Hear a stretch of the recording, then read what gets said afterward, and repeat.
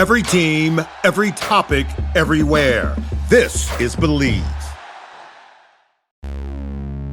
Don't let your decision paralysis demon keep you from watching something great this weekend. Subscribe to ScreamShare, the newsletter that serves up a 5-minute breakdown of the best horror available on streaming. I'll have essential weekly movie picks covering new films, classics that you need to catch up on, and a movie that's always streaming for free. So subscribe now, and you can even be part of some frighteningly fun watch parties we're putting together that'll let you be part of the conversation. So click in the link in the show notes or go to screamshare.beehive.com. That's screamshare.beehive.com, and make sure you whitelist your welcome email so you can get all of the latest news and updates. And now, the body count continues.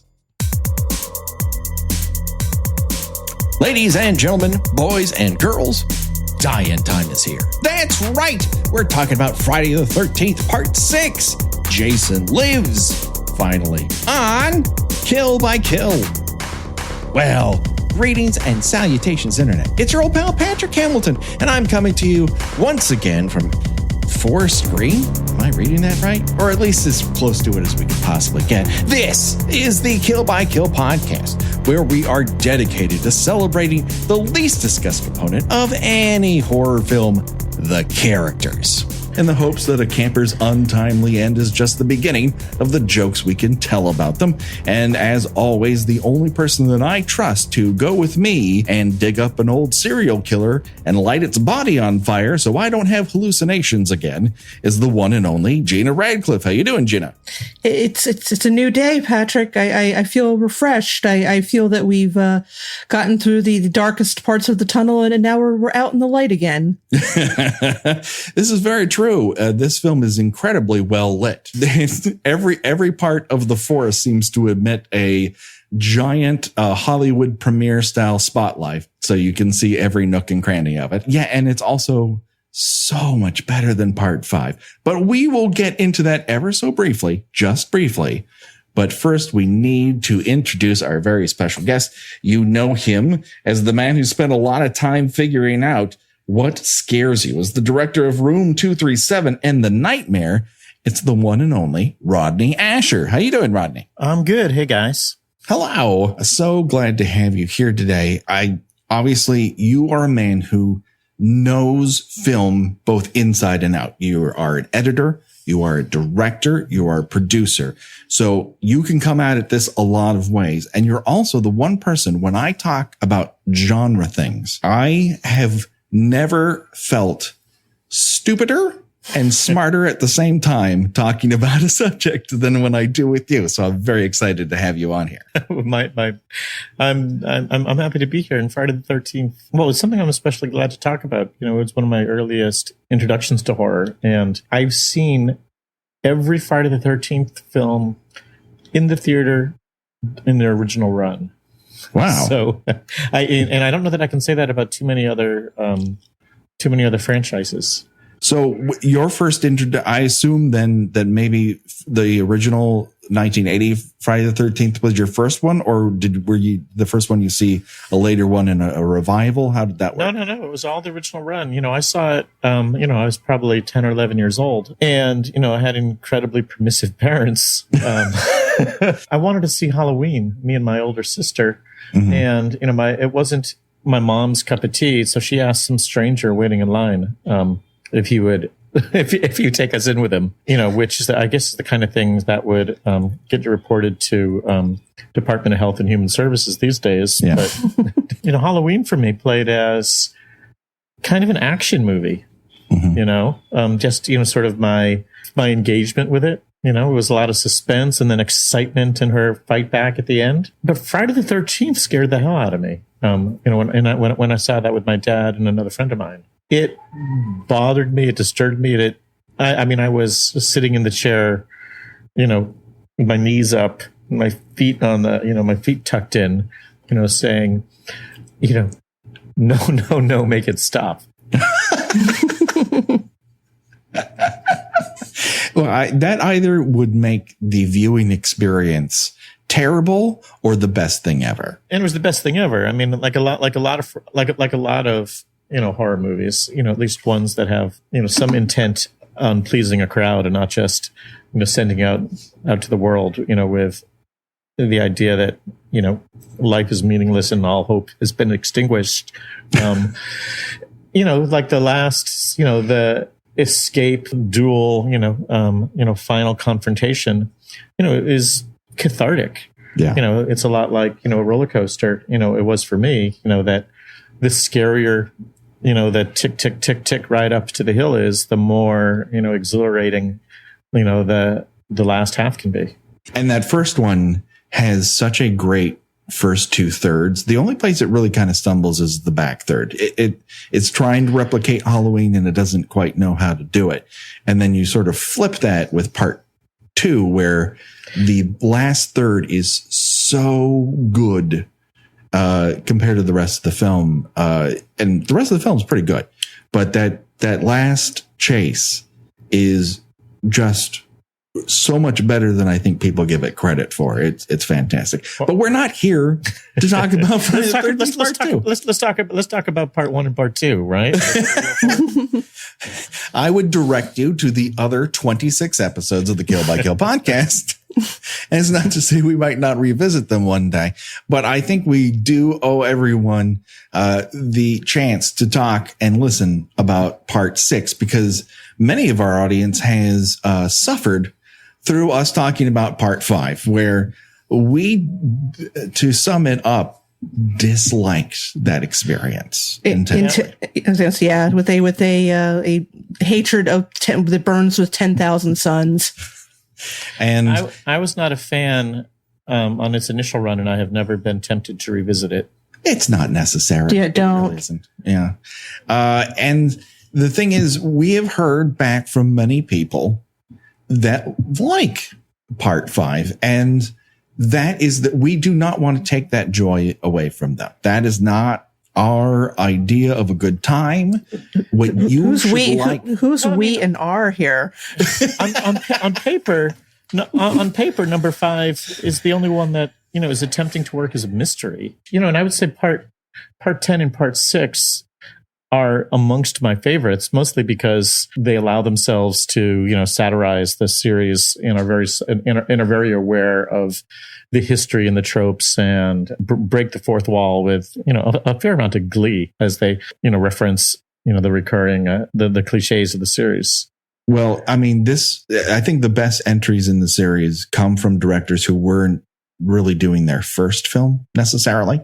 And here we have Tom McLaughlin, who had done a couple different things before this. He had directed one sort of indie thing that plays a little bit like Phantasm, called One Dark Night. And it's not a perfect film, but it is a lot of fun. Night. One Dark Night was a song. Well, in this movie is clearly made by a filmmaker. There's amazing segues in it, really smart sound overlays. You gave it, the compliment that it's better than part 5, which is a pretty easy limbo bar to get under. This is a solid film. This is this is a movie made with care and humor and style. I'm into part 6. I think it succeeds in a lot of ways, and it starts right from the top. This does some things that will illustrate why we like it so much more than. I think what I'm trying to get to is, here's why we like it more than part 5. It starts off on a dark and stormy night, literally. And from then on, goes through the trouble of always telling you who's in a scene, why they're there, what place they happen to be in, and what their purpose is. And then something changes and they react to it, and it builds from that point on. Like a movie. I think one of the things that part 6 does the best is transmute the Friday the 13th formula into a monster movie. It literally starts where every other movie ends, with Jason leaping out from underneath something to grab somebody.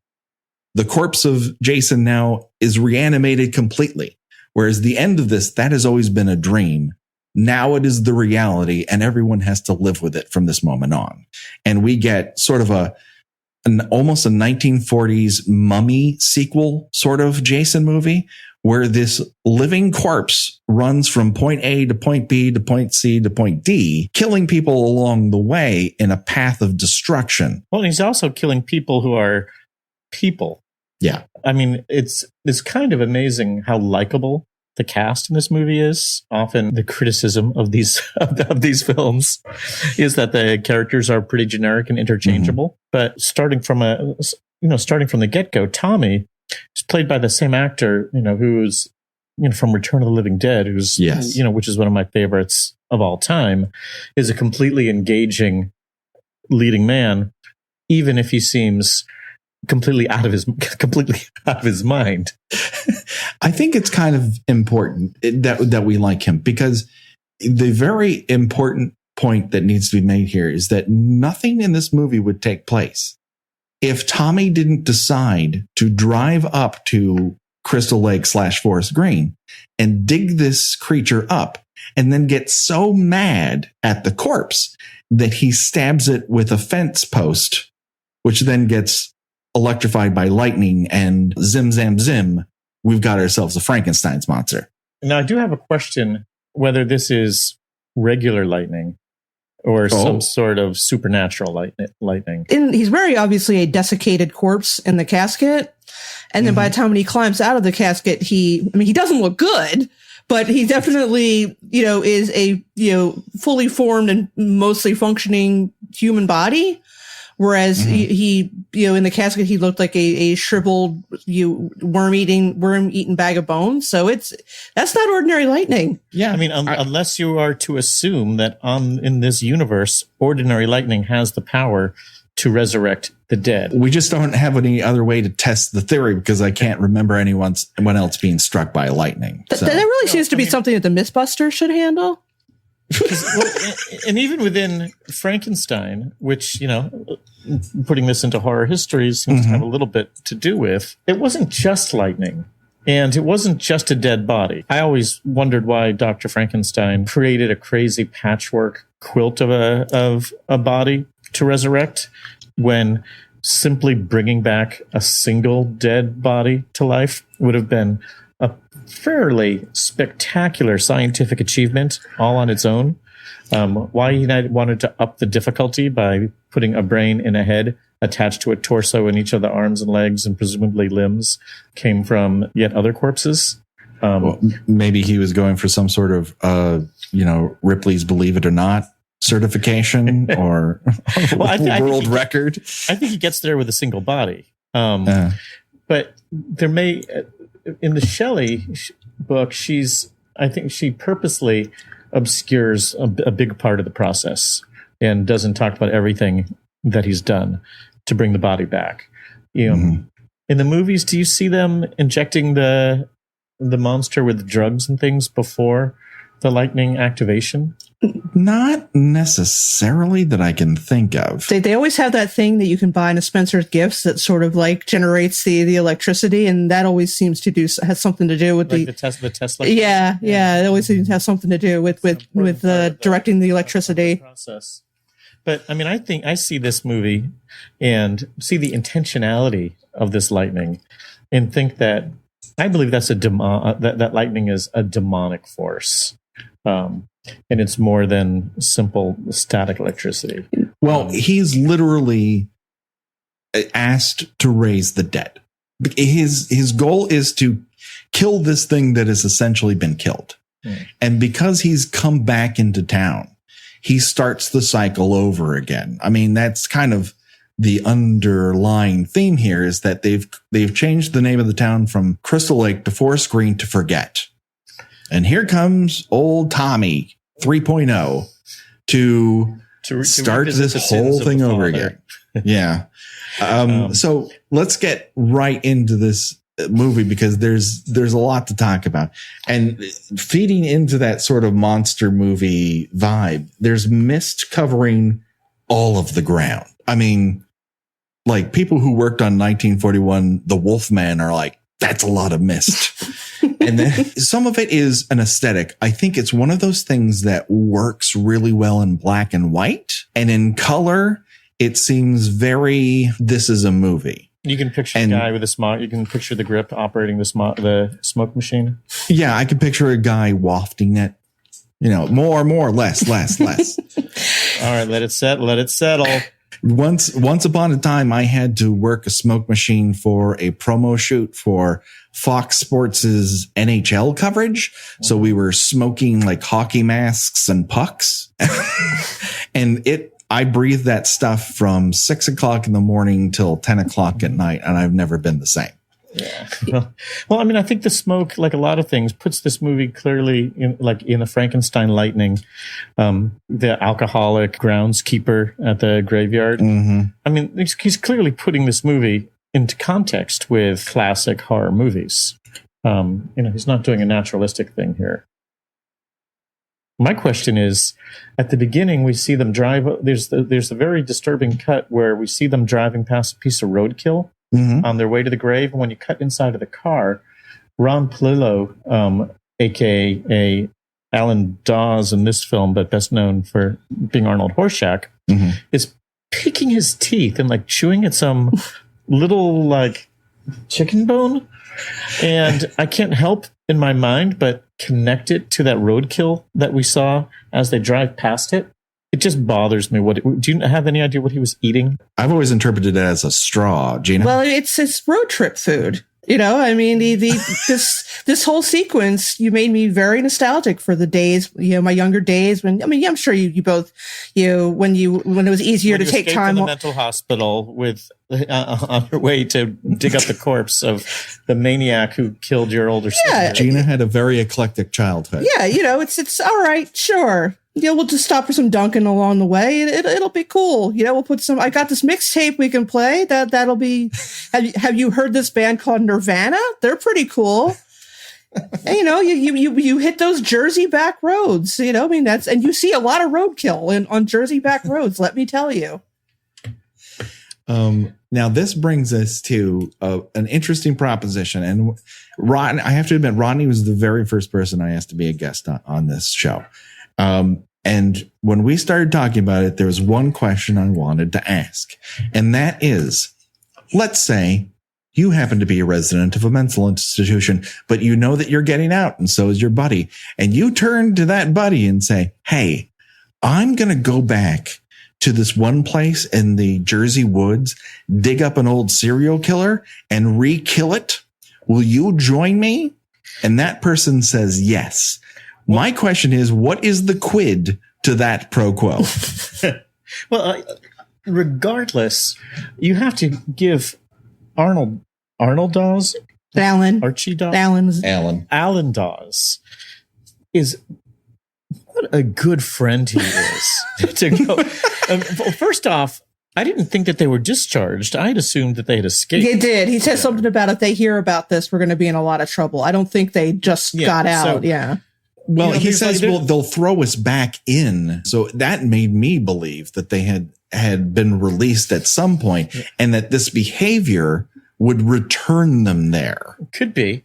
But, there's that joke, a friend helps you move, a good friend helps you move a body. What kind of a amazing friend helps you dig up a body? Yeah, he's remarkably easygoing. Nothing seems to ruffle him. He's like, okay, well, here's the grave. Well, I'm going to dig it up just to make sure. Well, I'm going to open the casket. Yeah, all right, you do you, buddy. This is therapeutic. I get this. And he's asthmatic and has heart problems, and he's still there for him. And he actually, after Jason comes back to life, it's Alan who runs over to hit him over the head with a shovel. And he's clearly horrified. It isn't like he's a macho action hero. He's more scared than, anybody watching the movie, And he still steps up to the plate. You can't overstate what a solid friend. Yeah, Alan Dawes is. My advice in life is to find someone who looks at you like Ron Palillo looks at Tommy Jarvis 3.0. Yeah, we really need to do like a special video, just all clips of Alan set to That's What Friends Are For.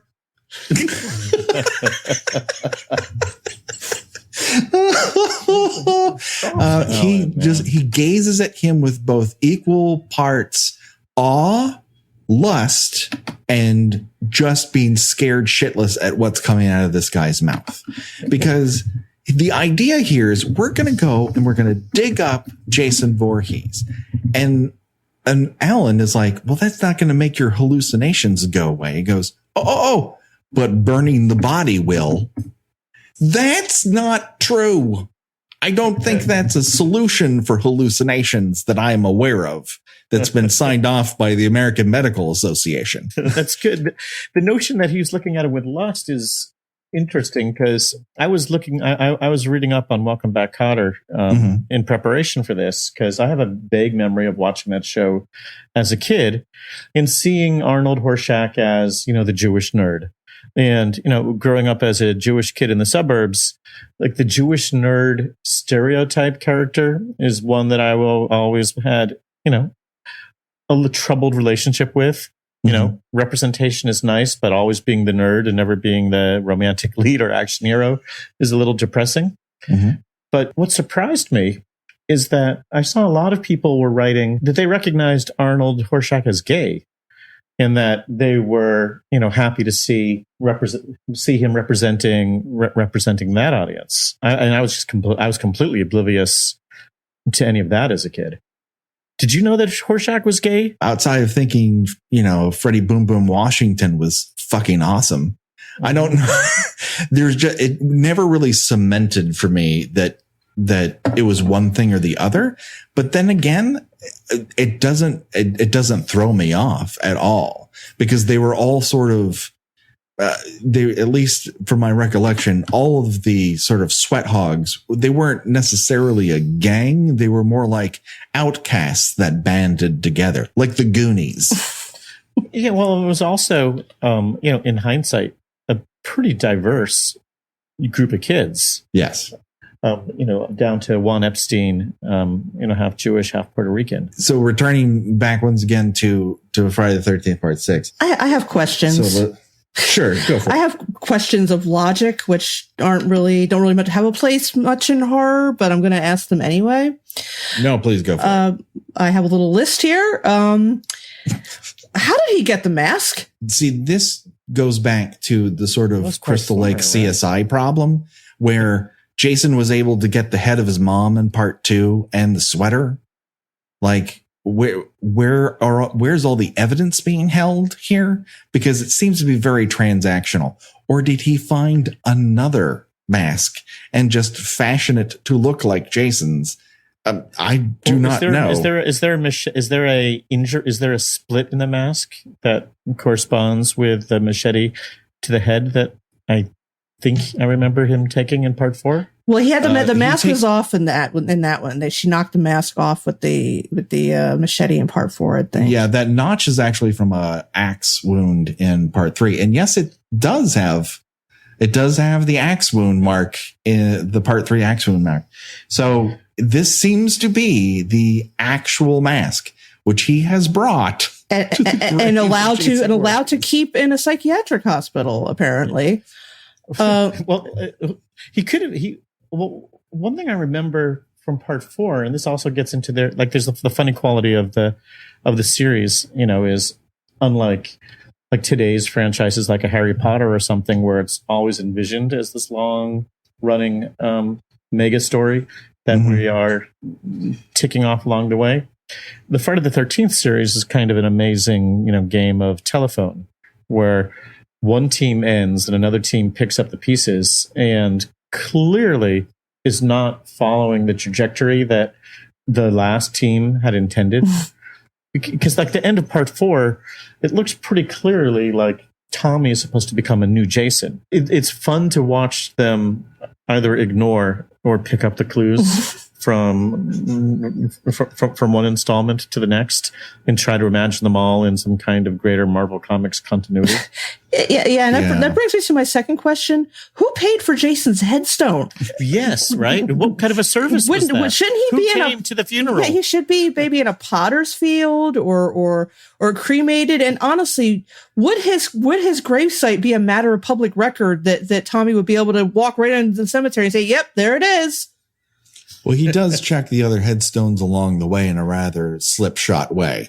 He's going around looking at headstones, and then 3 paces behind him is Ron Palillo also looking at the same headstones. I don't even think they're not really spread out.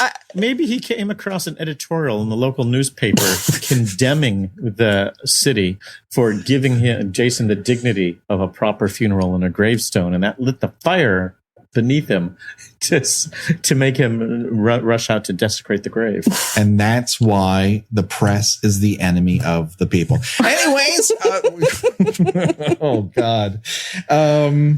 Yeah. I'll take that as an explanation. 100%. Yeah, that gravestone, although is beat to hell. That's the one thing I appreciate about it. The very top of it looks like local yokels have been coming out there and beating the shit out of that headstone for evs. Well, I suppose it's better than the hillbillies from Tommy's Dream and beginning of part 5, where you're pretty sure they're going to molest the corpse. It would have been nice to have had for the grave to have been already desecrated and covered in graffiti. And well, how long is this supposed to be between part 5 and now? I mean, not very, is it? Because he would be about 12-ish in part 4. Right. And then if you were to say, I think we kind of guesstimated that it might have been 5 years, because he's supposedly going to re-enter society, which is why he's at this halfway house. So one assumes that he's on the precipice of his 18th birthday. So let's say around 6 years. This doesn't seem to be much farther past 18. I think they want to project that he's 22, 23, 24. Okay. Maybe. And he looks a little older. He certainly doesn't look 20. But the Sweat Hogs didn't look 16 either. No, yeah. and I think Ron Palillo is probably at least in his, God rest his soul, probably at least in his 40s at this point. And he's just playing this dude that's hanging out with his buddy from the psychiatric hospital. Going to dig up a corpse, bro. But he could be any age at that point. I mean, he's, in and out of mental hospitals. He's not working a straight job, He could be this 20-year-old kid's 40-year-old schizophrenic hospital friend. That's true. I love Ron Palillo has a couple moments in here where you can really tell that the director, Tom McLaughlin, was trained as a mime in France, because there's these. Is that true? Silent. Yeah, he absolutely was. He was trained. He went to France and learned to be a mime there. So you get a couple of these physical comedy bits throughout this, which I think work to the vibe of the movie. Yeah. Sort of 1940s vibe. Yeah. In this movie, it's very, this is peak meta for the Friday the 13th movies. I literally groaned out loud knowing what was happening when Alan stops and says, "Oh, my heart can't take it." And I'm like, he's going to get his heart ripped out. Oh, foreshadowing. Some people have a strange idea of entertainment. Like prom night, foreshadowing here is just literal shadowing. Ron Palillo has this extended double take that makes the pigeon in Moonraker seem like Cary Grant. I watch it though, and I feel a little bad for him. I have an imaginary backstory while I watch it that Ron is trying to put in a more measured, naturalistic performance, and that he's trying to move on from the legacy of Arnold Horshack to begin a new phase in his career, and that they just drag him back to it, and they say, "Yeah, tell you what, we'll let you do a low key take. If you do, give us a broader one, then we'll have choices. And if we don't like the broad one, we'll use the mellow one." And then they kind of just wore him down to get that stuff out of him. Yeah, he's about a second away from doing the whole Lucas Doe thing when Jason starts coming out of the ground. There's one thing, Tom Matthews, who's playing Tommy 3.0 here. I like that guy. Is just about the only actor I can think of outside of Wilford Brimley who's consistently wearing suspenders in multiple movies. He's just he's got adamantly anti-belt. He's got those jeans up at almost at nipple height, which is odd for a guy in his 20s. That's something you definitely see, Grampy doing. And, he's obviously in the peak of health. So it's not really covering something up. Well, how far it's just out are we 80s from Mork fashion. How far out are we from Mork and Mindy at this period? That would have been late 70s into early 80s. And right here, I think we're talking 86. All right. So it's a little bit later on. They're chasing trends. They're not at the bleeding edge of fashion. Possibly. It just in both Return of the Living Dead and here to have suspenders seems like he's one of those guys like the old Kids in the Hall sketch where they have the actor and they're like, I untuck. You're like, yeah, but you've been cast in the movie. And the one thing that's requirement for the role is that you tuck your shirt in. No, I don't do that. I untuck. And I'm permanently suspenders. If you're going to make me wear that Canadian tuxedo, I got to have my suspends. The other thing that I really liked in that pre or post dig sequence is that the sort of Friday the 13th motif trope of the audio playing back from part 4 starts with die, die, die. This time it's reversed. All the dies come first. And then you hear his sister say, Tommy, get out of here. As if his memories are telling him, stop doing this. That, my friends, is the movie telling you something, even if it's not telling you something, and it's filmmaking. Filmmaking magic. Listen, we just came out of part 5. 1 + 1 = 3. Man. So, then we get the magic lightning strike. We get 2 for good measure, just in case the first one didn't wake him up. And we get that reveal that he's grown eyes, which I didn't need. Almost think it would have been better if he did not have eyes. But okay. And then you get that one little giveaway that they filmed the maggots with him sitting up because one of the maggots drops. That's the only giveaway that he's not laying down. The effect when he gets out of the grave and is standing there and like the maggots are all like falling all over his shoes and all that's pretty effective, I gotta say. No, it totally is. I was like, 100%. I hadn't watched this in a long time, and I watched it. I'm like, ew, that's pretty gnarly. It's a straight up monster movie, and that's why it works. It's kind of like The Incredible Melting Man made by a person who knows what he's doing. And it's not nearly as misogynistic. Take that, Incredible Melting Man. Booyah. Hottest take. Roasted. The hottest takes only on Kill by Kill. So Jason gets electrified. He wakes up. We get that reverse lake scare. And then, as Rodney said, Ron Palillo to the rescue. He comes over with that shovel to try to take his head off. It does not work. And yeah, he would have been perfectly within his rights to have just ditched at that moment, Yes, 100%. That's a true friend. Nobody would have held it against him. I think the mental health system may have held it against him and brought him back in. That's my guess. And then he gets his heart ripped out from the front into the back, which tells you that we are now at beyond sort of super strength. We are at sort of godlike levels with Jason Voorhees. We've immediately stepped up the stakes here from one power set to the next. I also thought that we had briefly segued back to part 3 in 3D. Well, this is a much better 3D film. There are a lot of hearts in poles and lightning bolts shooting right out of the screen. They should reverse engineer a 3D version of this one. This would make a fantastic conversion. So, as we say always, Alan Dawes, R.I.P.D. You will be missed. Because you were a good friend and you carried the shovels and you complained a little, but you was all within your rights. And then we go to, just to inform the audience exactly how meta this movie is going to be. We get the Jason as James Bond opening. I fucking love that. I love it. I love that, and I love the bleeding credits. I just think that that's just the most wonderful thing ever. After all this time, after movie after movie after movie of explosions telling you it's Friday the 13th, and this is the first time an explosion has even happened in a Friday the 13th movie. It's like, no, that's not what they're about. It's about gushing blood. I do have to say, that's probably a better Bond opening than almost all of Roger Moore's run, because he always looks like he just injured his hip when he turns around to shoot. He always looks startled. What?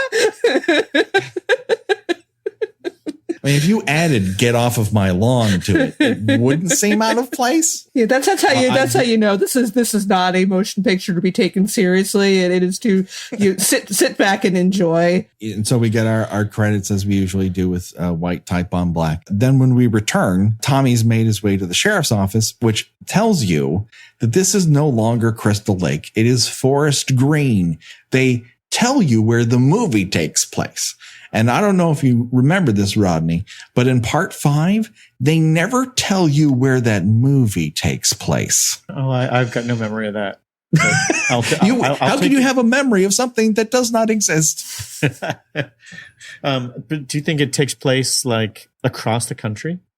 We don't know. Not anywhere Crystal Lake adjacent? The only marker that it gives us is that the faux psychologist who is running the halfway house has a degree from New York University. Okay. But beyond that, it doesn't, just like the director of the film.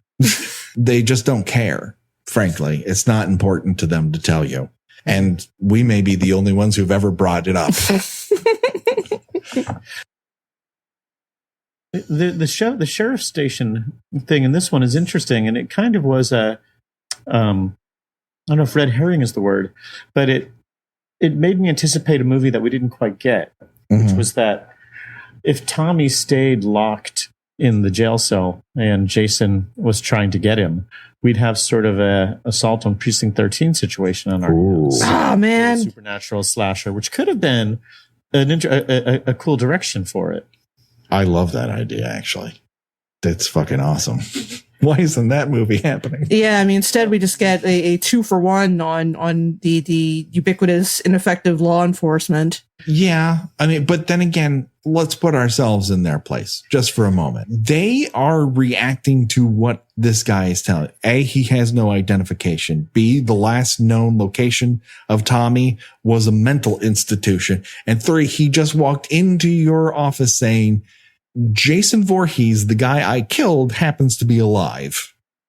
And that to me is a lockable, uppable offense. Well, fair enough. But I do feel that it is telegraphed very early on that they too will die you violent, wasted deaths. But at least they have personality and not in the sort of gum chewing, cigar chomping way of the last ineffective sheriff.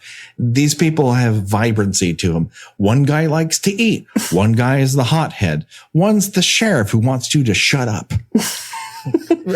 He also wants his like daughter everyone to shut up. He also wants his daughter to listen and be a good little girl, stay out of trouble. Don't go and don't be hanging around with insane people who have who have resurrected serial killers. Yeah, no matter how dreamy they might be in their suspendered high-waisted jeans. And he is dreamy and so is she. God damn, I love the cast in this movie. It's fantastic. I've said it before. We've said it before, but they are likable. I mean, all these kids, which kind of gets me back to, like, I remember, as a kid watching the first one, I had this strange, the reaction I had to like I was trying to talk Jason, or I guess at that point the unknown killer, out of killing the counselors, and the thought that the thought that articulated my head was, their bodies are so beautiful. Why do you want to ruin them? Kill. Break. Well, hey there, hi there, ho there, killers. It's your old pal, Patrick Hamilton. I'm breaking into the action ever so quickly to give you the rundown on what's happening in the world of Kill by Kill. Of course, you probably are already aware of this. And if you aren't, here's some information for you. Hot off the presses. We're part of the Ear Trumpet Audio Network. And it just so happens that we have launched our Patreon page. That's right. You can donate to your favorite show on the internet. And I know that isn't us, but maybe we're in the top 5 and you could contribute to us at patreon.com/eartrumpet. It's patreon.com/EARTRUMPET and look for all sorts of goodies to come in the future. Once we get this up and running, there's going to be exclusives for killers that you are going to want to check out. Let me tell you that for sure. You know, we always ask people to give us a review on iTunes and that we will read the review here on the air. Just so happens that we have one from Brett V, last name withheld, who talks about our show in wonderful words and tone. And he states that his favorite kill from the Friday the 13th series is the character of Adrian, who gets her face frozen in liquid nitrogen and then smashed into 1,000 pieces in the cinema classic Jason X. I was in middle school and had seen all the previous films on VHS with a friend, and this was our first Friday movie in a theater. Needless to say, this first major kill was awesome. I haven't seen a kill like it since. Aw, it's true. It's unique. Hey, do you have a favorite kill in the Friday the 13th series? Why don't you leave us a review on iTunes and tell us all about it, and I will read it here on the air. And before we go, a very quick shout out to one of our greatest killers, Megan Dooley. Unfortunately, she had a little accident. She has a broken limb. It's terrible. But Megan, we love you here at Kill by Kill, and we sure hope you feel better soon. Okay, and with that, the body count continues. Kill, kill, kill, kill. Break, break, break, break, break. I mean, I also kind of compare a certain, like, the people's first explorations of horror movies, maybe more to volunteering for the military. But, you know, I think there's a notion that a lot of young people have, you know, is that they want to expose themselves to something chaotic and dangerous and life altering and sort of come out changed on the other side. You know, I know I was teaching an editing class, and a lot of the students were military. They were on the GI Bill, and a lot of them were in the Marines. And one of them was quoting Full Metal Jacket. And, you know, I had to ask him, did you see Full Metal Jacket before or after you volunteered for the Marines? And then, like, he was, you know, fighting in the Middle East. And he said, I saw it before.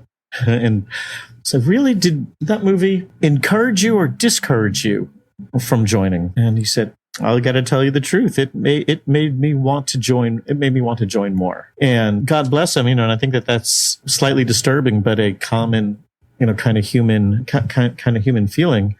And, you know, I think that the Friday the 13th movies were my PG rated, incredibly wimpy, media, sit in a chair and eat popcorn version of going to war.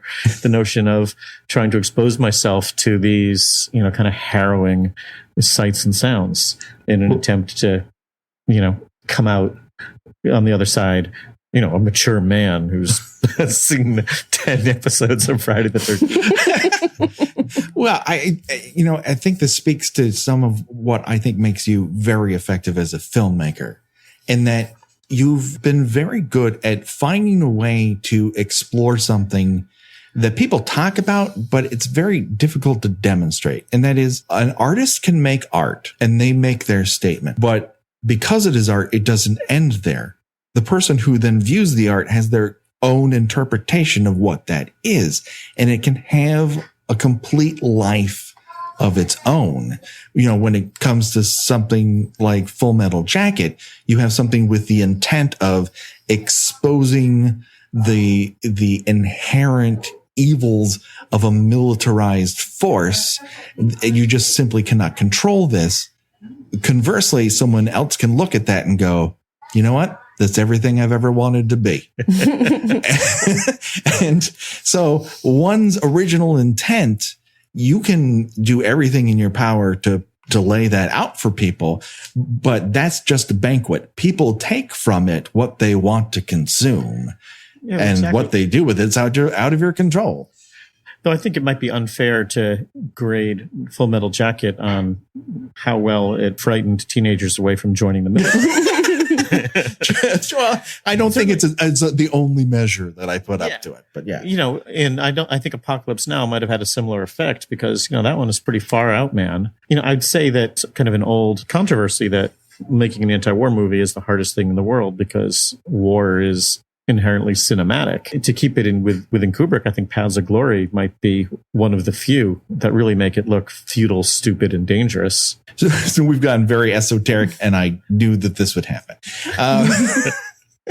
So then there's this very nice couple in a VW bus on a muddy road. Yes. So now we're back to Forest Green after Tommy 3.0 has been locked up. We have a very nice couple that includes the wife of the director, and then we have Tony Goldwyn. Yes. Scandals Tony Goldwyn looking dewy here. And I saw him and I'm like, oh shit, he got killed off really fast. This will be the last episode where we reference part 5. It's just because we're coming out. No, it won't. But here's a quick example of where this succeeds and part 5 fails. In that these people are only on screen briefly for the express purpose of being killed. But in the meantime, they're also demonstrating something. And that is Jason Voorhees is making a journey from one place to the inevitable location of Camp Crystal Lake. And they are part of it. They're on their way to the campground of what used to be Camp Crystal Lake. They tell you this. They're on their way. They got lost. They're in the middle of the forest, and there's a banter between them, which is fun and is acted well. And instead of being irritated by their constant, what could be just ear-gratingly horrible, their performances and general countenance is delightful, and you have a good time with them up until they do not have a good time. Yeah, they put a lot into a role that will only last for each of them less than 5 minutes, maybe. I have a feeling that these two either had a banter previous that they knew one another, or were just that damn good where they could just fall into a rhythm. Because once again, we have this sort of 1940s patter happening where everyone has a quip and everyone has a line and no one has to think too hard to come up with it. And it just happens. It's so much fun to watch. I'm just thinking, just sit back and enjoy. I hate to again keep falling back on part 5, but compare this to Billy and Lana at the diner. Oh.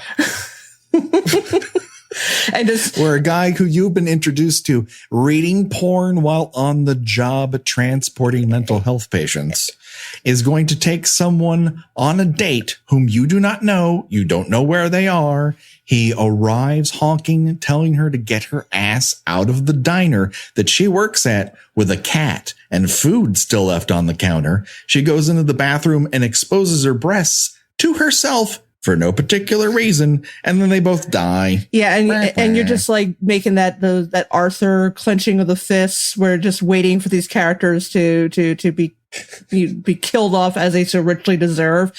Like these two, I'm like, oh man, wow, they spent a lot of time sort of developing these characters, only to have them just take it out almost immediately. Well, and you also, you were talking about the large geography of where they are on the road to where the camp is. There's also like the smaller scene geography where the car stuck in the mud digs that trench that she later falls into. You could draw a nice little diagram of reverse engineer where the characters are, where the car is, where Jason was standing. It's not quite Brian De Palma doing that walk around in the mall at. I was going to say body double. Yeah. Where you could build a 3D model of that Beverly Hills mall, but it's pretty good, and you keep that all in mind. It helps drive the scene. There's a weird emphasis on like she thinks that he's a robber and gives him money, which he's insulted by, and like the last thing you see is like her credit card in the water. I don't take American Express. The rumor is it some anti-money kind of a statement? Would he even know what money is? No. And where does he get off being insulted to be compared to a robber is worse than what he is? In Jason Voorhees' defense, he was going to kill her anyways. So whatever she did before that was of no consequence to what the end point was eventually going to be. But I do feel like there's a possibility that it played on two fronts. One was that they were going to make a little stab at yuppies. Not that either of them really come off to me as yuppies in a beat up VW bug, but there's that. And secondly is the call and response idea, which is that the American Express ends up floating on the water with the inevitable belief that someone in some audience in some theater yells out, "Don't leave home with me." That's like I said, like they're hoping this is going to become a Rocky Horror type of. It's not bad to leave that out there. No. There's also maybe a Kafka kind of quality to it where, like the gatekeeper, he says, I will give you an opportunity to offer me money so that you will not you will not meet your maker wondering whether there was something that you could have done. that you did not try. Yeah, imagine if his thoughts actually were that deep. He just had no idea how to vocalize, and he's so frustrated, but he just punches through people's chests and runs people through with spears. Because you know how it is when you're trying to articulate something and you just can't find the right words. It's frustrating. Although the notion of his motive, I mean, as much of an unstoppable killing machine as he is, it's still a little bit of a question of, is he after counselors because they have neglected, in his mind, they neglected him as a camper, and as a species, counselors neglect campers? Or does he take offense when, he has these little interactions with people? Are they obstacles in his way? If they had stepped aside, would he have just walked right past them? I think in this particular film, people are obstacles in his way. I think that one of the things they made sure to do to bring this back to the idea that a camp is involved, and this is the one Friday the 13th movie that has an actual working camp in it with actual kids. And he does not, takes it up. And he does not even bother with those kids, which is I'm sure that was a deliberate choice, but yeah, I mean, as far as he's concerned, they might as well not even be there. Don't see him actively choose to spare them. It may be that he has bigger targets. It's not much of a challenge to kill an 8-year-old. Is this about challenge? Have you tried, Gena? They are wily. How much of a challenge is any of this for him? Well, that's true. I mean, he's not trying to push himself to excellence here. Yeah, I mean, once you're able to punch your fist through someone's body and take their heart with them, I mean, really, what sort of physical obstacles could really get in your way at this point? I mean, as far as what is driving him, I think that is a good point. We might really be coming back to the idea that Camp Crystal Lake has a death curse, that by the very fact that he drowned, and yes, I know the continuity of this is insane, but try to follow me because this is the movies we have to work off of. Because he drowned and that death was due to negligence, and then his mother goes on a rampage and she gets her head cut off, that because the core crime was never really vanquished, because vengeance never really was sated, that he is now doomed to forever return to this location and kill. It's just it's The Grudge, just writ large. Yeah, you see, I still see in him a misguided notion that he is in somehow a protector of children. That which is something that they could have explored more deeply when he met Freddy, who preys on children. Interesting. Well, that probably might have come up in one of the 15 versions of the script that they wrote before they actually filmed one. but they couldn't really screw their head on straight of what kind of movie they wanted to do. But again, you've now come up with 2 solid movies I want to see, Rodney. 2. All right. We've only been into this for a little while. I mean, you're pitching me and it's working. I like it. Let's rewind the clock a little bit so that we get into Tony Goldwyn's passing before Elizabeth's. So these 2 counselors are driving along a muddy road after the rain. They literally almost run into Jason Voorhees, and their first idea is to run him over. That doesn't work. The second idea is for Tony Goldwyn to grab the world's daintiest pistol. I love this little pea. I love this little pea shooter he takes out of his glove compartment. Oh, it's almost as if he went into a gun shop and said, "I'd like something that makes a starter's pistol seem intimidating." Yeah, I mean, you totally expect to see water just streaming out of the end of that thing. The fact that it doesn't have a plastic cap at the end of it is kind of a miracle. It's so thin. I don't know. What it might shoot the Virginia Slims of bullets. I don't know what comes out of it.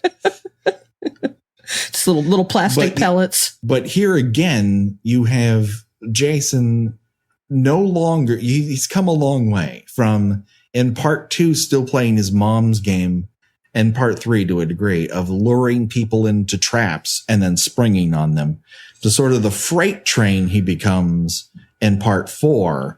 And here, he's just, he's the Mummy. He's Godzilla. You get in his way, you get stomped. And he's just a wall of decaying flesh at this point. And he just takes people out. He's not afraid of your car. He's not afraid of your VW Bug. You're not going anywhere. I'm going to take out your tire. You're going to shoot me. I'm going to take this fence post and stick it through you and then pole vault you to death. That's right. Tony Goldwyn dies via pole vaulting on a spear. Yeah, he gets some good air on him. He does. Unlike other films where we've seen Jason lift an entire body up in the air, this is, for a guy who just got out of the grave, that's some serious muscle behind him. Well, then it cuts right to another scene that looks like it was shot in 3D, where he penetrates the windshield. Here's the other tidbit I know from this section of the movie, and that is the actress almost died because you can see the trajectory of that spear change once it hits the windshield, where it goes from, it was trying to go to the right of the camera to actually going to below and left. Oh my God. That's where she's hiding, like a couple inches, and she's getting speared by that thing. Well, she's the director's wife. Yes. And he's behind the camera when it happens. And he put her in that situation. It's not a stunt, honey. Just get in there. I've got a little window of it. Like, do you even see her in the shot? Was it? You can see the back. You can see the back of her head duck a little bit. A wig, and he's just furiously signing her name onto that life insurance policy. Nope. This might have been an elaborate ploy to pay off a loan or something. But then he's like, you know what? This movie's coming out pretty good. I was just gonna scrap the whole thing after this, but yeah, this isn't bad. If this was part 5, we'd go for the insurance. We do see a figure duck to the right, but and in all of her interviews, she is claiming to be the one who did it. So we only have her word to go on, and I'm not going to dispute it. Well, until Comey writes a memo, I'm going to have to believe it. And he would. He's very fastidious that way. And so yeah, and like Rodney said earlier, he tries to pay her off. This is when we enter a new sphere of Jason Voorhees, ladies and gentlemen. That's right. We've entered the wizarding world of Harry Potter. Jason Voorhees can appreate. He can appear from in front of you and then jump from behind a bush silently behind you. This is a brand new power that only comes from rising from the grave. Maybe a second time? First time he just came back ugly with a good head of hair. Yeah, Tommy basically turned into an X-Man. He's like a Nightcrawler all of a sudden. Yeah, he's bamfing all over. You expect him to see him like jumping from like rooftop to rooftop in the cabins at the, kind of just standing off to the side and hanging upside down, looking into a window. Well, But why? Why does he even bother here? I mean, he has his prey immobilized. Yeah, I think he's learned the joy of fucking with people. well, clearly, because he intimidates your friend Tony for a while. Mm-hmm. He doesn't just have at them immediately, which again makes it kind of a question that I think they had as well as I do of what does he want out of this? Like, does he just want past them? Is he angry do they represent something, that he despises? Was there something they could have said or done to have gotten out of this? Well, they could have pulled the whole, Jason, it's me, little you, or it's me. That's a good, that your works. mom. Remember me, mom? Because that seems to work several times. Yeah, he falls for it a whole bunch. So that is about the only way to get yourself out of it. But of course, you will need to study some newspaper clips in order to know that, or have taken a lot of psychology classes like Jenny has and just take a wild guess in a crazy situation. And it just really works out for her because she's a super smart character who demonstrates how smart she is throughout the entire movie. So when she does it at the end, you're not like, well, that came out of nowhere. No, it didn't. They set it up. They put her with the stupidest guy in the entire movie and made a point that he's dumb, she's smart. I think that, in his moment of respite in the grave, that Jason has come to terms that he likes killing people. So he's just gonna, he's gonna prolong the joy. He's edging. Oh no! Oh god, Gena, I think you may have broken me. Well, but to that end, the notion that part of what he's trying to do is scare people, that he gets something from that. That first time you see him standing in the middle of the road, it's a nice moment, and they do that a few times in this film, kind of create these sort of static tableaus that that the camera just kind of lingers on, for like when he's on top of the Winnebago, with this scene, some of the reverse close-ups of him, within this sequence, where it's just kind of a quiet, settled, still shot of him that almost looks like it was designed for like a motion poster or a GIF that could be easily loopable. In the other installments, there's not too many moments that kind of stand as like self-contained, iconic images, that are ready for framing. Well, because he doesn't really necessarily exist in one outside of the Carrie scare at the end. And in the second one, they purposely try to keep him hidden for the vast majority of it because they're almost playing to the idea that it may or may not be Jason. In part 3, I think you start to get into that iconography, but it only comes up a couple times because they keep him hidden right up until the point he dons the hockey mask finally. There's that one sequence in the Barn of Doom where he gets the axe to the head and then does the mummy scare right after it. And she's like yelling, no, this can't possibly be happening. That's where I think you have the sort of genesis of your idea of having that moment that you go, no, Jason's at the center of this. And this is the first movie where in the title sequence, it says Jason lives Friday the 13th, part 6. Mm-hmm. This movie is telling you Jason is the center of the record that everything plays on. Without him, nothing rotates. The thing I love about those images too is, you can see them created in a wax museum or maybe in a Revell model kit advertised in the back of a comic book. The weird thing about the series is you're kind of talking about the different way he's treated. It's like, there's 10 of them and counting if you don't include the remakes and whatever the future has in store for us. But if somebody said, can I just watch one of them to kind of get it? You kind of can't. Because it takes, 3 of them before he even gets the mask. The first, that there is no one iteration of this idea that encapsulates them all perfectly. I have often said on this program and elsewhere that part 4 is the platonic ideal of what a Friday the 13th movie is, which is a bunch of kids in the woods, and they get picked off one by one in a sort of old school, cozy horror sort of way. as it was a phrase once coined, because you know exactly what's going to happen. And the joy is just seeing how it plays out. You know that it's going to play out. It's the how you get there that's the fun.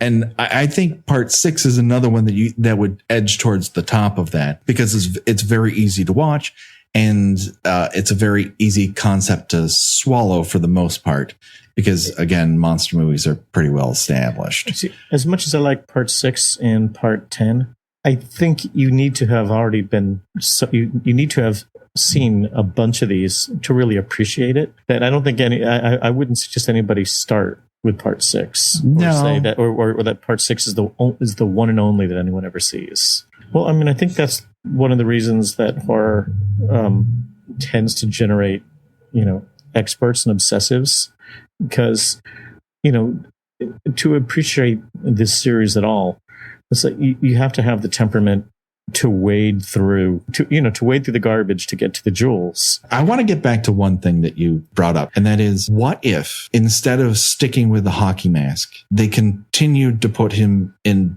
different headgear every single time? And I turn to you, Gena, in this moment. You've just heard about this.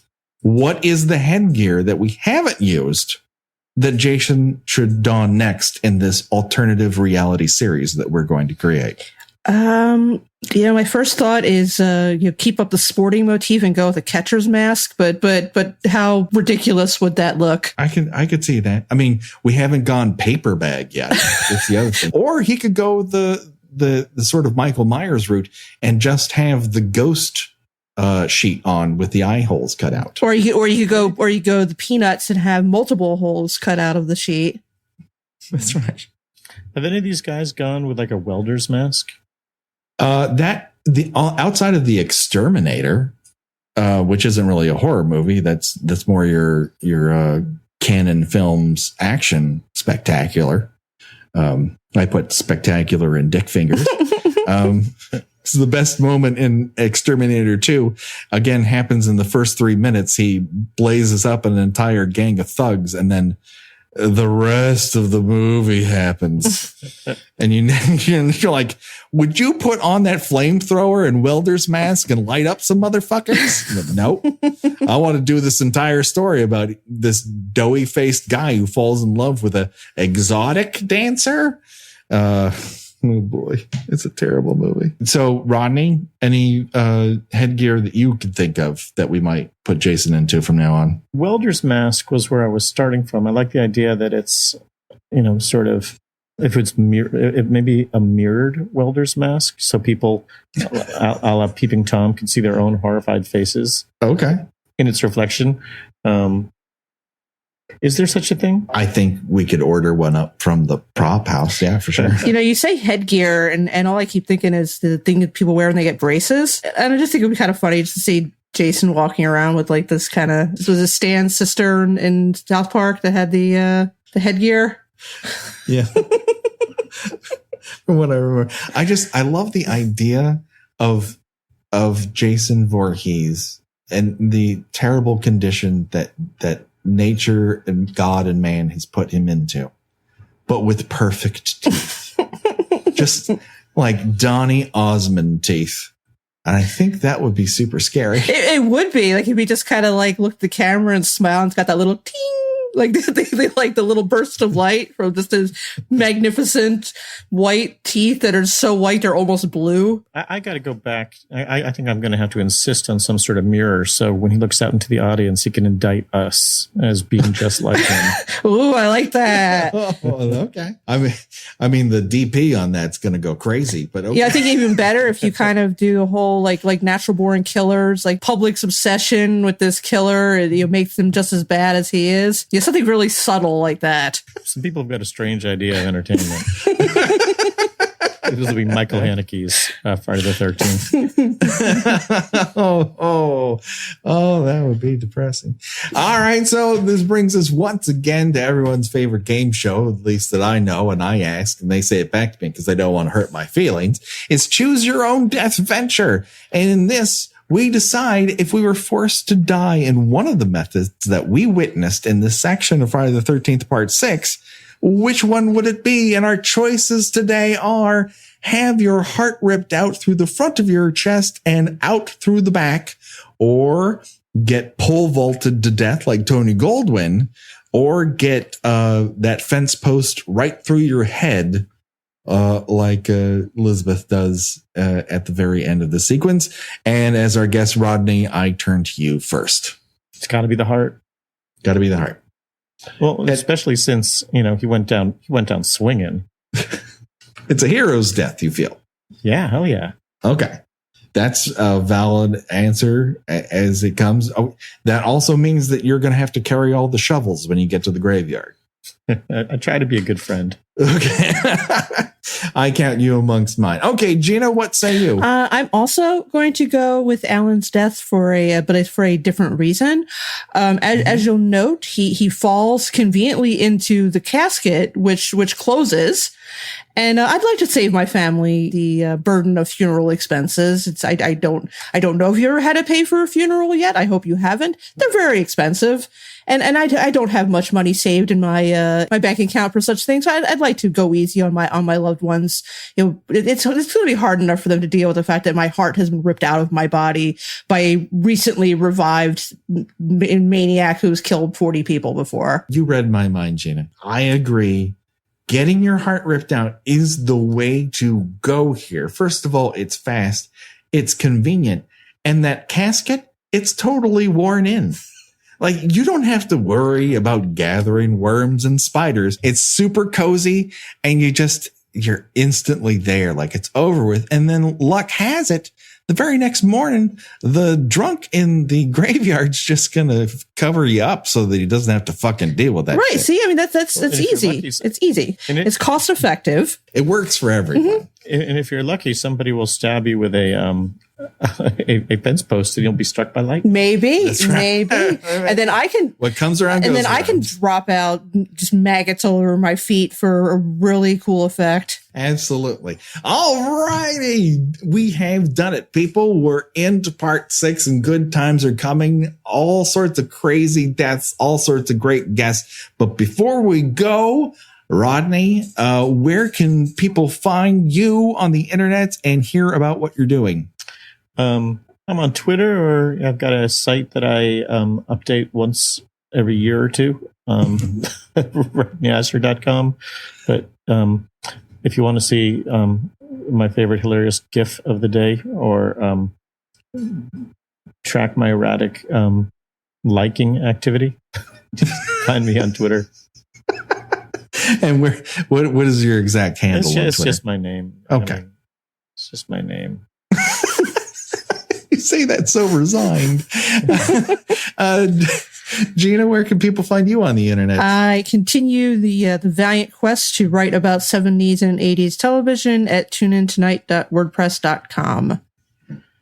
All right, people, check it out. If you want to talk to us, there's a pretty simple way to do it. We're on Twitter as well at Kill by Killbod. Or if you have something longer to say to us, say longer than 140 characters, just send us an email, killbykillpod@gmail.com. We implore you to rate and review us on iTunes. I know every podcast asks you to do it, but only we really need you to do it, because if you rate and review us well on iTunes, we get seen and heard by more people, and they get to have the same fun that you presumably have with us every other Friday. And that does it for the Kill by Kill Pod today. So for myself, Gena, and Rodney, bye-bye, everybody. Bye. Bye.